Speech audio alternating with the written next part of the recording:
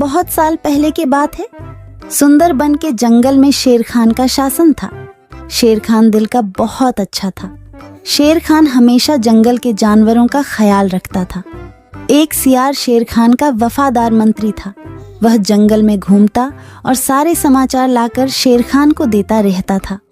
एक दिन सियार शेर खान के पास आया और कहा, महाराज, जंगल के सभी जानवर कह रहे हैं आपके बाद इस सिंहासन पर कौन बैठेगा। इसीलिए ये सब कह रहे हैं कि आपकी शादी हो जानी चाहिए, क्योंकि आपका संतान ही आगे चलकर इस जंगल का राजा बनेगा। हाँ, जंगल की जानवर सही कह रहे हैं। मेरा संतान ही आगे चलकर इस जंगल का राजा बनेगा। इसीलिए मैं अवश्य शादी करूंगा। तुम शादी की तैयारियां करो। फिर शेर खान की शादी बड़ी ही धूमधाम से हो रहे थे। जंगल के सभी जानवरों को शादी में बुलाया गया था। सिर्फ एक छोटे से चूहे को छोड़कर शादी में बहुत सारा खाने पीने का इंतजाम किया गया था। सभी जानवर पेट भर खाना खाया। इधर चूहा को निमंत्रण ना मिलने के कारण वह बहुत गुस्से में था। ये शेर तो बड़ा ही घमंडी निकला।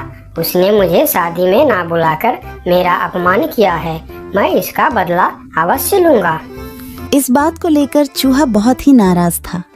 वह मन ही मन सोचने लगा कि इसका बदला कैसे लिया जाए। कुछ देर सोचने के बाद वह एक योजना बनाता है। मैं भी शादी करूंगा। हाँ, मैं भी शादी करूंगा। बड़ी धूमधाम से शादी करूंगा और शादी में उस शेर को छोड़ के सभी को आमंत्रित करूंगा। हाँ, यही ठीक रहेगा। फिर चूहे ने शादी करने का फैसला कर लिया और वह अपने लिए एक दुल्हन ढूंढने निकल पड़ा। थोड़ी दूर जाने के बाद उसे एक दुल्हन दिखाई पड़ा। फिर चूहे ने उसके पास जाकर कहा, शादी तो मैं कर लूं, लेकिन इसके साथ से तो मैं बिल्कुल नहीं शादी करूंगा। मेरी दुल्हन तो उस घमंडी शेर के दुल्हन से भी सुंदर और शक्तिशाली होनी चाहिए। फिर चूहा आगे जाकर एक पेड़ के नीचे रुक गया। दुल्हन की खोज को लेकर चूहा चिंतित हो गया। वह सोच रहा था कि भला इतनी सुंदर और शक्तिशाली दुल्हन उसे कहाँ मिलेगा। यह सोचते सोचते वह चल ही रहा था कि उसकी नजर आसमान की तरफ गई। उसने देखा कि सूर्य भगवान आसमान में चमक रहे हैं। तभी उसके दिमाग के बत्ती जली। अरे वाह, सूर्य भगवान तो सबसे शक्तिशाली है। कितना तेज है उनका। यही ठीक रहेगा। उनकी बेटी सुंदर भी होगी और शक्तिशाली भी। फिर चूहा एक पेड़ के नीचे ध्यान लगाते हुए बैठ गया और सूर्य भगवान को तपस्या करने लगा। ओम सूर्याय नमः, ओम सूर्याय नमः, ओम सूर्याय नमः। इधर चूहे को तपस्या करते हुए देखकर सूर्य भगवान बहुत आश्चर्य हुए कि यह नन्हा सा चूहा उनकी तपस्या क्यों कर रहा है। फिर सूरज भगवान चूहे के सामने प्रकट हुए। बोलो नन्हे से चूहे, तुम मेरे तपस्या क्यों कर रहे हो? क्या चाहिए तुमको? तुम जो मांगोगे मैं तुम्हें वह सब दूंगा। हे भगवान, आप आगे। मुझे तो अपनी आंखों पर यकीन नहीं हो रहा है कि एक नन्हा सा चूहे की बात सुनकर आप मेरे पास आ गए। हाँ, मैं सचमुच तुम्हारे पास आया हूँ। बोलो तुम्हें क्या चाहिए? भगवान, मैं शादी करना चाहता हूँ। अरे वाह, यह तो बहुत ही अच्छी बात है। इसमें मैं तुम्हारा क्या मदद कर सकता हूँ? मैंने यह प्रण किया है भगवान कि जो दुनिया में सबसे ज्यादा शक्तिशाली होगा मैं उसके बेटी से ही शादी करूँगा और आप इस दुनिया में सबसे शक्तिशाली हो। इसीलिए मैं आपकी बेटी से शादी करना चाहता हूँ। चूहे की बात सुनकर सूर्य भगवान सोच में पड़ जाते हैं कि मैं इस छोटी सी चूहे के साथ अपनी बेटी का शादी कैसे कर सकता हूँ। और फिर उन्होंने मन ही मन सोचने लगे, यह चूहा तो बिल्कुल पागल लग रहा है। इससे भला मैं अपनी बेटी की शादी कैसे करवा सकता हूँ? कुछ भी करके मुझे इससे छुटकारा पाना ही होगा, मगर कैसे? मुझे जल्दी कुछ करना पड़ेगा। तभी उनके मन में एक ख्याल आया और उन्होंने चूहे से कहा, अरे यह तो बहुत ही अच्छी बात है। कि तुम मेरी बेटी से शादी करना चाहते हो। मुझे अपनी बेटी के लिए तुमसे अच्छा वर और कहाँ मिलेगा।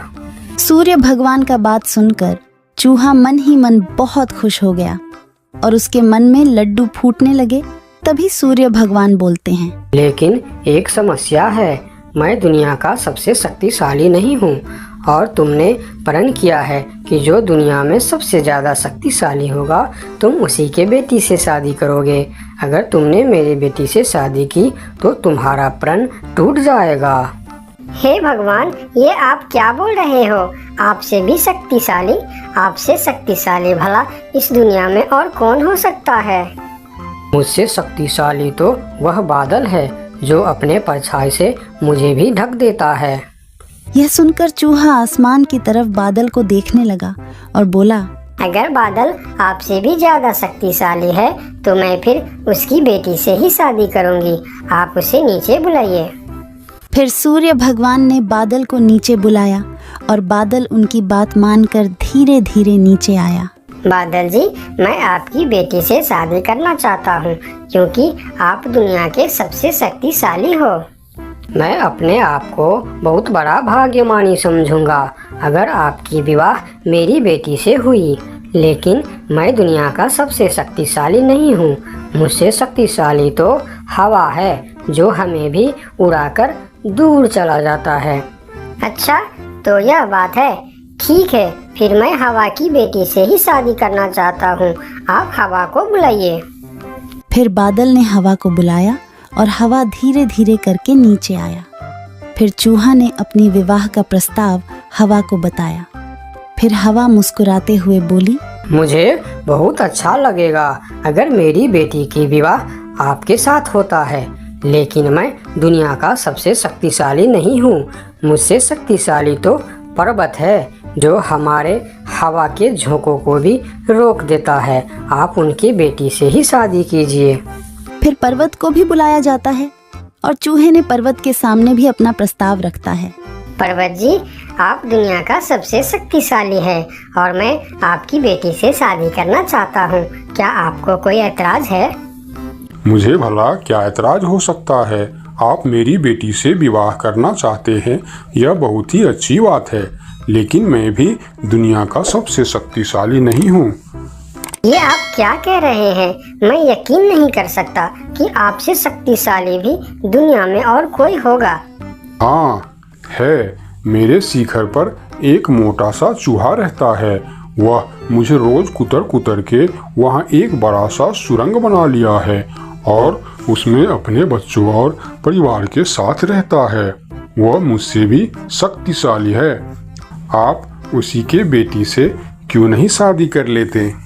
अगर ऐसी बात है तो फिर आप मुझे ले चलो उसके पास। मैं उसके बेटी से ही शादी करना चाहता हूँ। फिर सब मिलकर उस मोटे चूहे के पास जाता है और उसके पास उस नन्हा सा चूहा का शादी का प्रस्ताव रखता है। फिर जब नन्हा चूहा उस मोटे चूहा की बेटी को देखते हैं तो वह उसे बहुत पसंद आता है और फिर उन दोनों का शादी बहुत ही धूमधाम से होता है।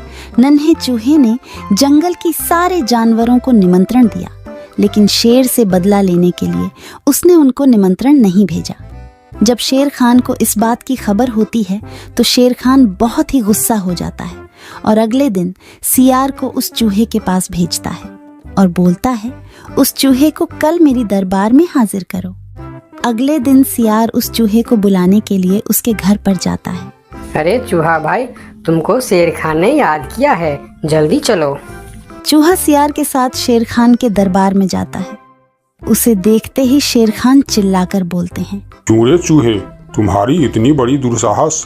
तुमने अपनी शादी में जंगल की सभी पक्षी और जानवरों को निमंत्रण दिया और तुमने मुझे बुलाना सही नहीं समझा। मैं इस जंगल का राजा हूँ और सबसे शक्तिशाली भी। अगर मैं चाहूँ तो तुमको एक झटके में खत्म कर सकता हूँ। मुझे माफ कर दीजिए महाराज, जब आपने अपनी शादी में पूरे जंगल को निमंत्रण दी और मुझे नहीं दी तब मुझे भी ऐसे ही दुख हुआ था। यही एहसास दिलाने के लिए मैंने आपको निमंत्रण नहीं दिया। मुझे माफ कर दीजिए। क्यों रे सियार, तूने ऐसा क्यों किया? मैंने तो तुमको बोल दिया था कि जंगल के कोई भी पशु पक्षी छूटनी नहीं चाहिए। फिर तुमने इस चूहे को निमंत्रण क्यों नहीं दिया? मुझे माफ़ कर दीजिए महाराज, गलती हो गई। मैंने सोचा यह छोटा सा जीव, इसको क्या निमंत्रण देने का, इसलिए मैंने इसे छोड़ दिया था। मुझे आप माफ़ कर दीजिए। ठीक है, अगले बार से ध्यान रखना। मेरे लिए जंगल का हर जीव एक जैसा है।